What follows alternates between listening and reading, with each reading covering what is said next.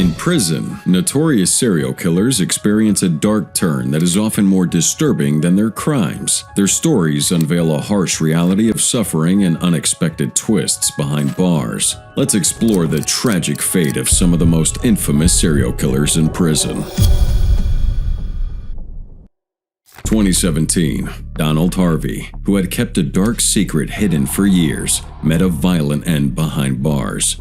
Cincinnati's so-called angel of death, Donald Harvey, dies this morning after a brutal beating in prison. For years, Harvey worked as a nurse, presenting himself as an angel of death who ended the suffering of the terminally ill by taking their lives out of mercy. April 15, 1952. Born to a poor family near Cincinnati, Ohio, Harvey dropped out of school in the 9th grade. He eventually earned his GED through correspondence courses, but struggled to find work until he cared for his dying grandfather in a Kentucky hospital. This experience sparked a disturbing interest in death within him. After becoming an orderly at the hospital, Harvey began to feel a sense of power over the vulnerable patients in his care. May 30th, 1970, Harvey's killing spree began when he smothered 88-year-old Logan Evans with a pillow and a plastic bag in a fit of rage after Evans rubbed feces in Harvey's face. Harvey went on to target elderly and terminally ill patients using methods like poisoning with cyanide, rat poison, and arsenic, as well as suffocation and tampering with their oxygen tanks. His reign of terror lasted nearly 2 decades until an autopsy finally exposed his crimes. March 1987, John Powell, a man who was hospitalized after a motorcycle accident, was found to have been poisoned with cyanide during a routine autopsy. The investigation quickly focused on Harvey, the attending nurse at the time who eventually confessed to killing Powell out of pity for him and his family. It was soon discovered that Harvey was responsible for the deaths of dozens of other patients in 2 different hospitals in Ohio and Kentucky. Eventually, the authorities were able to convict Harvey of killing 37 people, but it is suspected that he may have been responsible for over 100 deaths. People who have really looked into the case deeply believe that Donald Harvey killed, in and out of hospitals, as many as 130 people. In a later interview, Harvey claimed that he was mostly motivated by mercy. What I was doing I thought was right. And the patients that I took care of, I like to think, I made their passing easy. August 18, 1987, Donald Harvey was sentenced to 4 consecutive life terms in Ohio and 3 more life sentences in Kentucky. Harvey's time in prison was tough. He was despised by both inmates and staff, mainly because he had targeted vulnerable patients. Now, in prison, people who harm the defenseless are often looked down upon, and Harvey was no exception. He faced a lot of hostility and was isolated from others, making his time behind bars particularly harsh, until one day it came to an abrupt end. March 30th, 2017, Harvey died at the age of 64 in Toledo Correctional Institution in Ohio. Just like his victims, he didn't die of natural causes. He was found in his cell, severely beaten and bleeding from the head. He was rushed to the hospital where he was pronounced dead. The autopsy revealed he had suffered multiple skull fractures and brain injuries. The killer was identified as James Elliott. He was serving time with Harvey in a protective custody unit, where inmates at risk of being attacked by other prisoners are housed. Elliott grabbed a metal bar from a closet and used it to bludgeon Harvey to death while the guards were on their rounds. He confessed to the authorities that he had been planning the murder for weeks after finding out about Harvey's crimes. Elliott shared that he grew up in Kentucky, close to some of Harvey's victims' families. He explained that he was sickened by Harvey's actions and couldn't bear to see him alive any longer. I said back then, and I'd say today, if he ever had gotten out, he would have continued to kill people. I mean, he just enjoyed doing it. Known as the Candlelight Killer, Robert Willard Liberty had a history of violence, spanning from the chilling murder of his girlfriend to the ritualistic killings of 2 men in Southern California 4 years later. Now, Robert's gruesome crimes earned him a notorious reputation, but his time in prison would be equally as grim. 1966. It all began when 19-year-old Robert met 30-year-old Marcella Landis at the Orange County Medical Center in California. Both were recovering from trying to take their own lives, and their shared struggles drew them together. Their connection quickly turned into a relationship, and after being released, Liberty moved into Landis's apartment, but their brief happiness soon ended in horror. June 4, 1966, Liberty strangled Landis to death with a silk stocking. After killing her, he dressed her body, applied makeup, and arranged her on a couch. He then surrounded her with candles and placed a Bible on her chest. When police arrived, they found Liberty casually strumming a guitar next to her lifeless body. He was immediately arrested. A judge later declared Liberty insane, and he was sent to a mental institution. By 1969, psychiatrists believe he had recovered, and in September, Robert walked out of the Metropolitan State Hospital as a free man with no supervision. So settling in Costa Mesa, Liberty tried to keep a low profile, but the quiet didn't last. March 12, 1970, he fatally shot one of his roommates. Charged with murder, Liberty fled to avoid prosecution. So while on the run, he started a relationship with Kendall Beerley, and together they embarked on a spree of terror. June 6th, Liberty and Beerley were hitchhiking in Long Beach when they were picked up by Richard Graytack. Liberty, armed with a gun, forced Graytack to drive him to his mother's house, where he robbed her at gunpoint. He then made Graytack take him to San Diego, where they broke into the apartment of Robert Irian, a former patient at the same mental hospital Liberty had been in. So Liberty tied both Irian and Graytack, keeping them bound for hours, while he and Beerley ransacked the place. At midnight, Liberty brutally beat Irian to death, once again staging the body and lighting candles around it. He then scrawled "The Candlelight Killer Strikes Again" and "Catch Me If You Can" on the door before leaving with Beerley, leaving Graytack bound and helpless. After 7 hours, Graytack managed to free himself and call the police, sparking a manhunt. But Liberty had already fled the state by then. June 9th, the two lovebirds robbed a motel in Colorado Springs and kidnapped the owner's wife. The police quickly tracked him down, arrested him, and rescued the woman. Liberty had pled not guilty by reason of insanity, but before a decision could be made on his competency to stand trial, his fate was sealed behind bars. In jail, Liberty shared a cell block with two other murder suspects, Timothy Earl Dudley, who was accused of strangling a young man with a bootlace, and Carl Raymond Riggs, who was charged with killing an off-duty San Diego police officer. So on January 20th, 1971, jailers conducted a routine check at 7 a.m., finding nothing amiss. But when they returned at 10:50 a.m. in response to an alarm, they discovered Liberty and Riggs dead. Liberty was face down on his bunk, with a blanket covering his head. His body showed signs of a struggle, with scratches on his knuckles and abrasions on his elbow. Dudley later admitted to the murders, claiming he had killed Liberty because he believed he was a police informant. Following the incident, many people believed that it was a fitting end for the Candlelight Killer. 2002. A search of Robert William Pickton's farm turned up DNA from dozens of missing women. Later, Pickton admitted to murdering 49 people, and his only regret was not making it an even 50. Robert Pickton was a Canadian pig farmer who made the Texas Chainsaw Massacre look like an attraction at Disneyland. October 24th, 1949. Pickton was born on a pig farm in Port Coquitlam, British Columbia. Life there was harsh, leaving him with deep mental scars. His father was absent, leaving his mother, Louise, to raise him and his brother Dave alone. Louise was a strict and eccentric figure, pushing her sons to work long hours on the farm, even on school days, which meant that they often stank and were often avoided by their classmates. So Pickton's school years were marked by a lot of struggle. He was unpopular, especially with girls, partly because of his constant stench of manure and dead animals. He was slow in school and eventually dropped out. One particularly cruel moment from his childhood was when his parents slaughtered a calf he had raised himself. But perhaps the most revealing story from his childhood is one that doesn't actually involve him at all. Rather, it involves his brother Dave and their mother.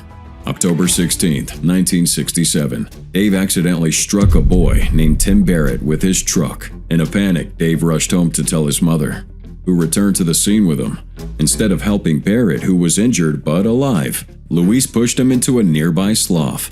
where he drowned. Now, this incident shows how Louise Pickton was a highly influential, if not the most influential person in Robert Pickton's life. Perhaps it's not surprising then that he would go on to kill only women. He wasn't a very bright lad, so he had problems with people, he had problems with women particularly. Pickton's killing spree began in the early 90s, targeting women from Vancouver's downtown east side. His method of disposal was as horrific as the murders themselves. He either took their bodies to a nearby meat rendering plant or fed them to his pigs. I thought the best way to fucking dispose of something was fucking take it in the ocean. Stay there now.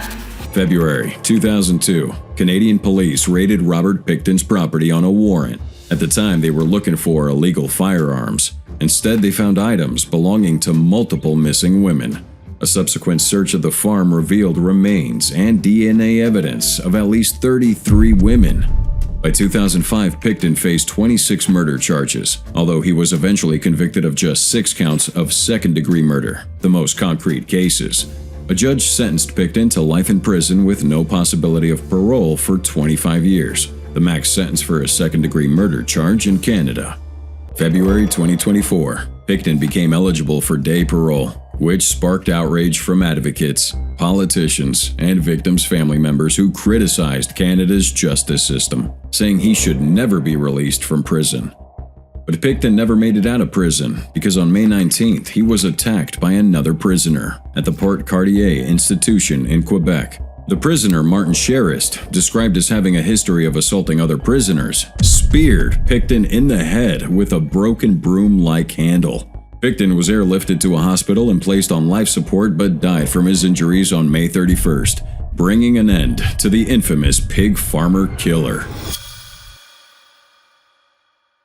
Convicted of murder and sentenced to die, Len Williams' fate in prison took another turn that was as gruesome as the crimes that landed him there. Williams' early life is a bit mysterious. In a rare interview from death row, he claimed to have been born outside of the U.S. in 1949, the second of 6 children. His father, an Army serviceman, was mostly absent during his early years, serving in Korea. After the war, the family would move to Louisiana, where Williams said he attended high school in a town called Newarton, a place that seemed to only exist in his mind. He later moved to Southern California, where he supposedly finished high school and spent some time in college studying psychology. In the 1970s, Williams wandered around the country, eventually settling in Chicago, but it was in Nashville where his violent tendencies first caught the attention of law enforcement. October 1977, Williams was staying at a friend's apartment in the Pagoda Gardens apartments where he solicited the services of Tara Wedlaw, a prostitute who had recently arrived from Tampa, Florida. After their encounter, Williams strangled her and fled the scene. He was arrested shortly after when authorities found Wedlaw's birth certificate in his possession. While awaiting trial, he was connected to 2 other murders in the area, those of Mary Jo Korn, another prostitute, and Bessie Wallace, a bank teller. Both women had been found strangled and bound. Despite suspicions surrounding these additional murders, Williams was only charged with Wedlaw's murder. He pled guilty and received a 10-year sentence with the possibility of parole after 4 years. April 22, 1981, Williams was making a daring escape from Memphis Correctional Center, sparking a series of tragic events. Just a few weeks later, on May 12th, he fatally shot Memphis Police Department Lieutenant Clarence P. Cox during an attempted arrest. And as if that wasn't enough, 2 days after that, he took the life of Father John J. Jackson, an assistant pastor at St. Mary's Roman Catholic Church in Jackson. Williams was eventually apprehended 3 days later at a restaurant near a motel where he'd been hiding out. He faced separate trials for the murders of Cox and Jackson, receiving 2 death sentences. However, he never faced execution, at least by the state.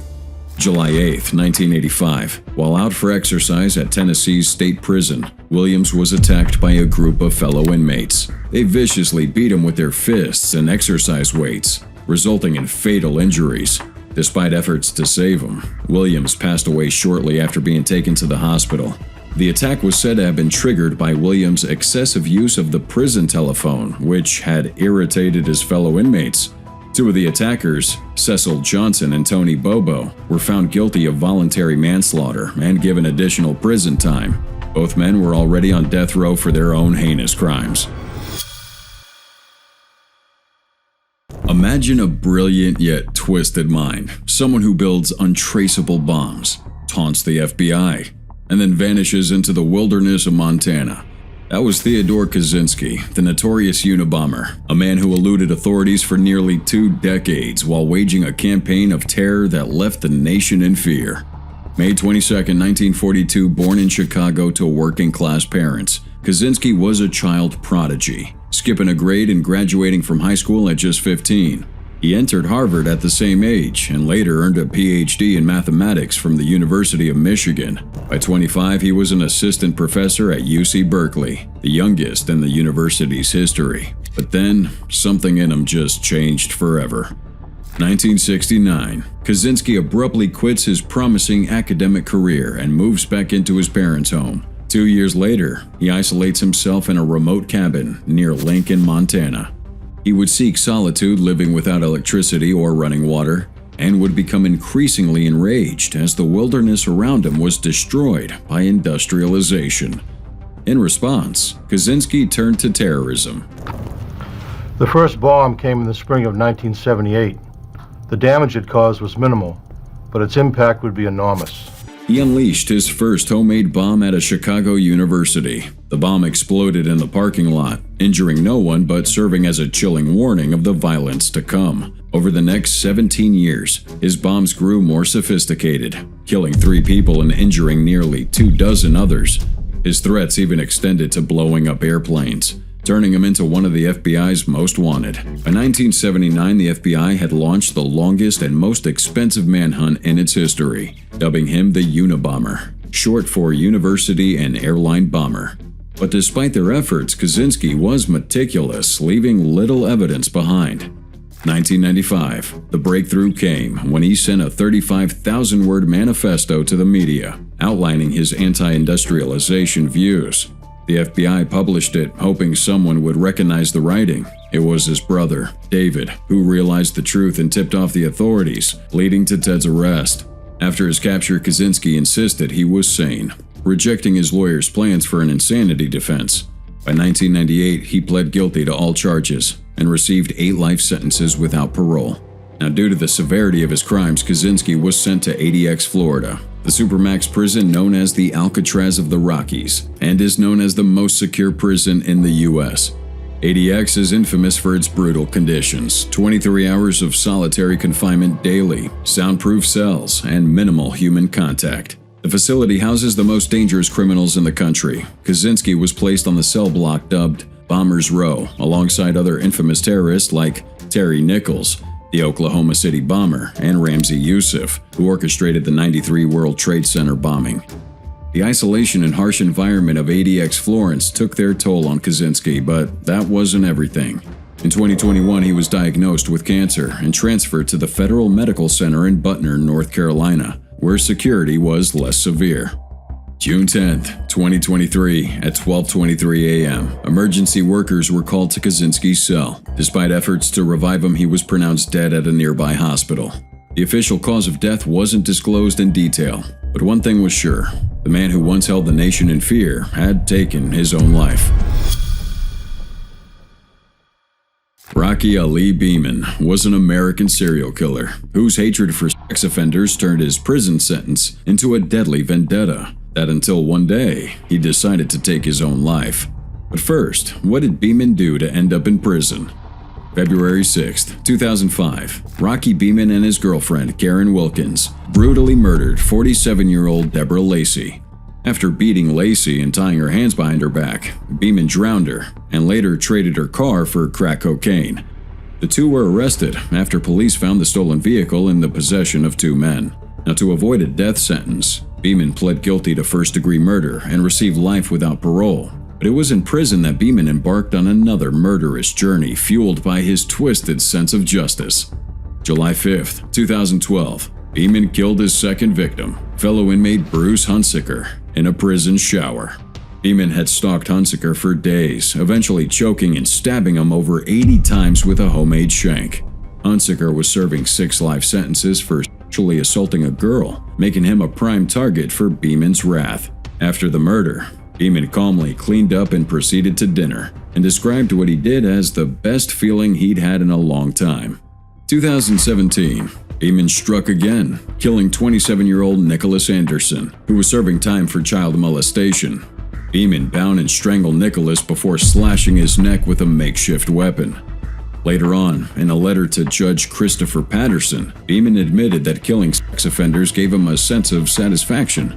He vowed to continue targeting them unless sentenced to death, threatening to dedicate his next victim to the judge if his request wasn't granted. He wrote, "I'll do my best to eliminate every single one until one of 3 things happens. 1. Someone kills me. 2. I run out of people to kill. Or 3. They put me where I can kill no more. Death row. If you don't send me to death row, I vow to dedicate my next to you." 2019, Beeman's wish was granted, and he received the death penalty. However, his time on death row was short because just 1 year later, Beeman took his own life.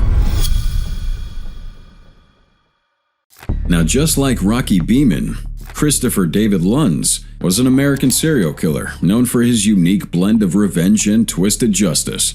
This guy was convicted of killing his father in Palm Harbor, Florida, but he gained notoriety for being a self-proclaimed serial killer of pedophiles and sex offenders.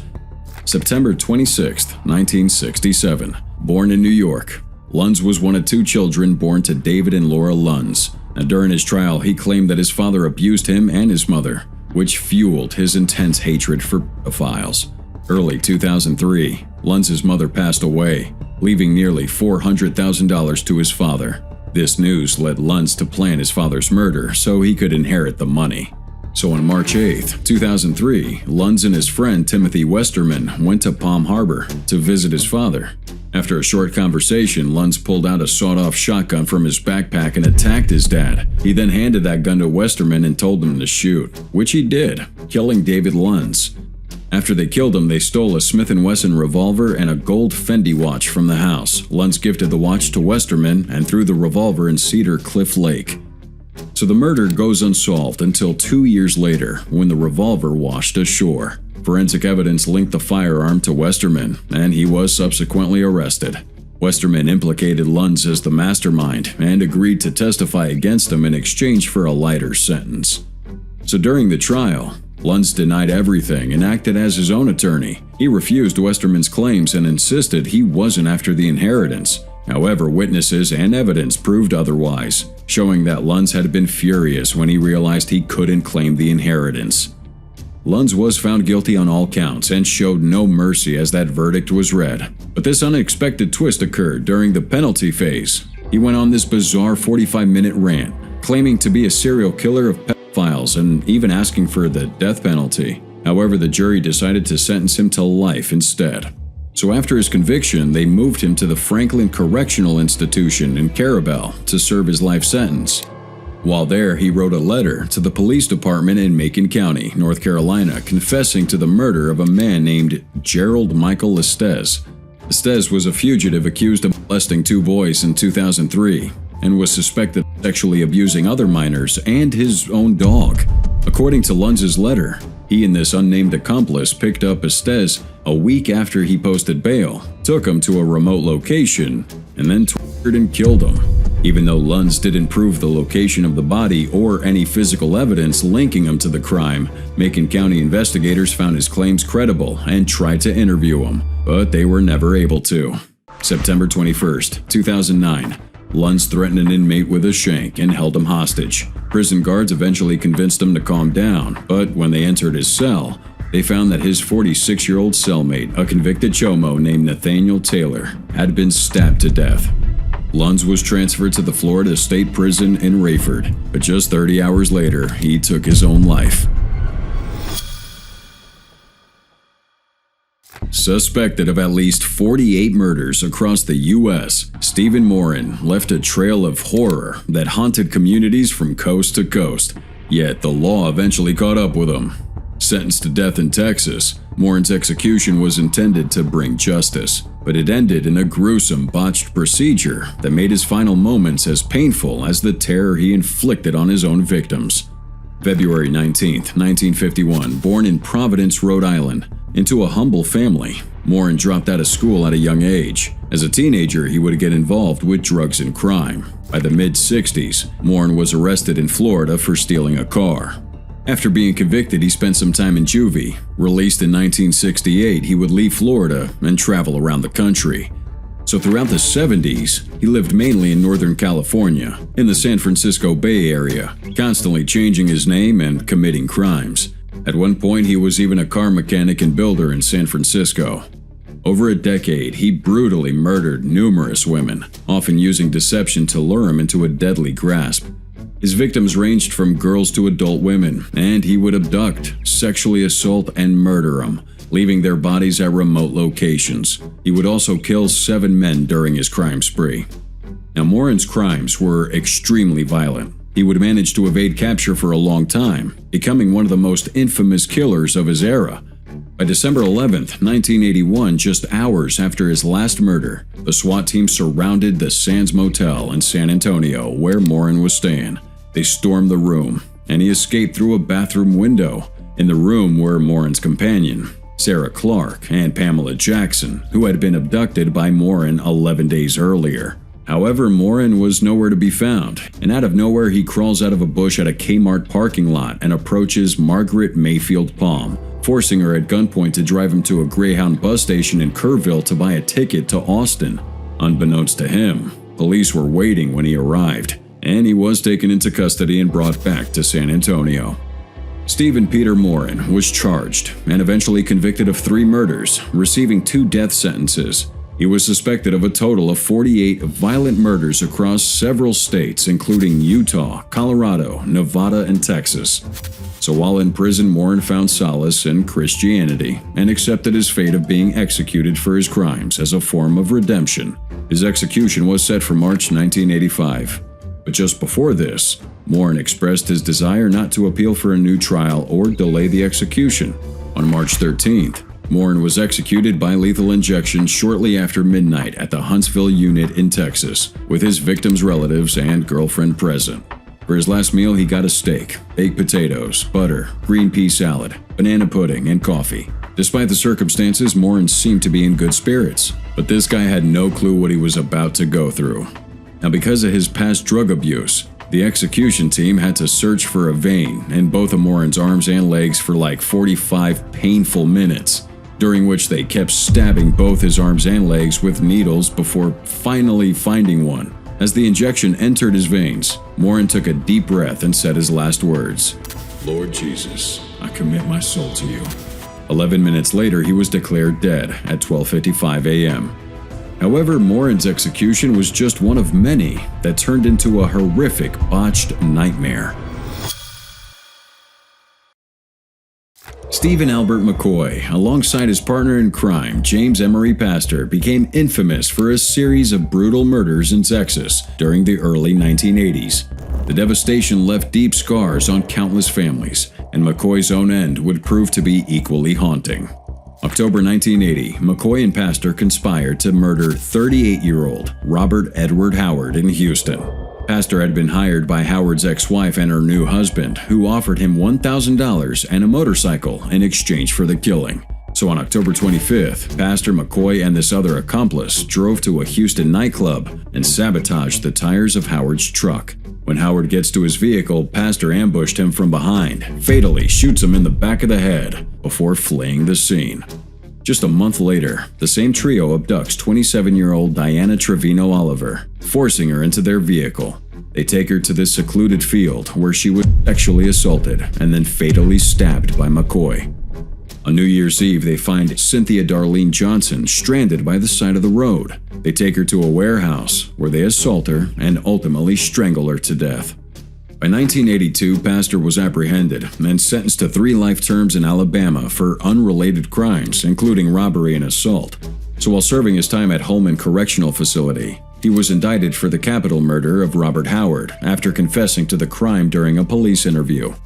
Pastor was found guilty of capital murder and sentenced to death. McCoy, who was already serving a 5-year sentence in Texas for burglary, was also found guilty of capital murder and rape, and he too was sentenced to death. By May 24, 1989, McCoy was put to death by lethal injection at the Huntsville unit in Texas. Unfortunately, his execution didn't go as planned. Witnesses say that when the drugs entered McCoy, his chest began to heave and he seemed to be in a lot of pain, gasping and arching his back off the gurney.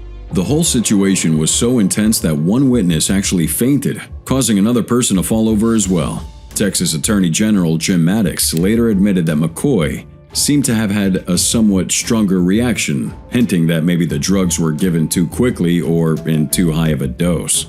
Later that year, Pastor met the same fate, executed by lethal injection.